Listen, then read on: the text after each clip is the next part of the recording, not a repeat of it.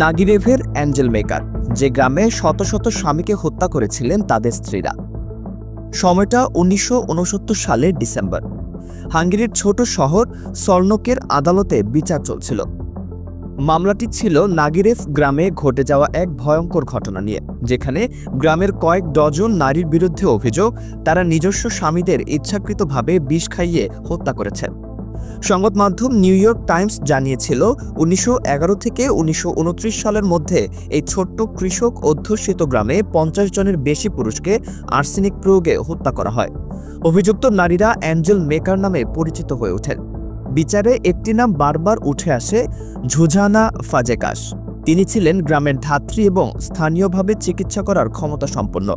গ্রামের নারীরা যখন অত্যাচারিত বা অবিশ্বস্ত স্বামী নিয়ে অভিযোগ করতেন, ফাজেকাস তাদের বলতেন, যদি সমস্যা হয় আমার কাছে একটি সহজ সমাধান আছে। সে সমাধান ছিল আর্সেনিক। ফাজেকাসের বাড়ির বাগান থেকে পরে বিষের শিশি পাওয়া যায়। পুলিশ ৫০টির বেশি মৃতদেহ পরীক্ষা করে দেখেছিল, ৪৬টিতে আর্সেনিকের উপস্থিতি নিশ্চিত।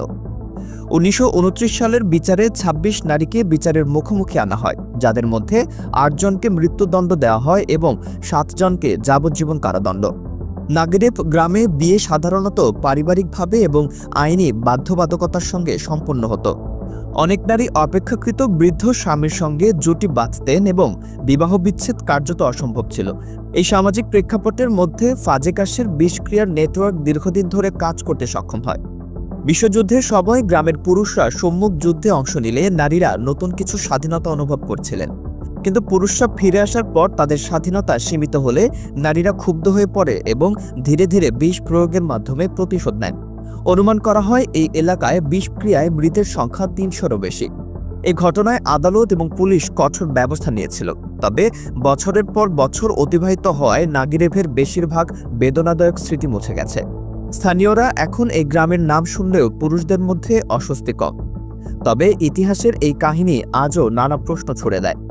আপনি কি মনে করেন, এই ধরনের ঘটনার পেছনে মূলত প্রতিশোধ, সামাজিক অবিচার নাকি নারীদের সীমিত স্বাধীনতার প্রতিফলন ছিল?